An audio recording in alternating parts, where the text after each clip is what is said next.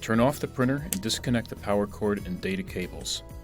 Connect yourself to an anti-static device. Place the printer on a grounded anti-static mat. Unscrew the bottom and top screws on the connectivity option cover. Remove the cover. Insert the connectivity option card. Replace the screws.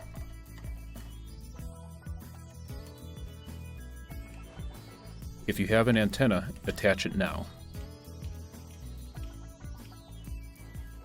Reconnect the power cord and data cables. Turn on the printer.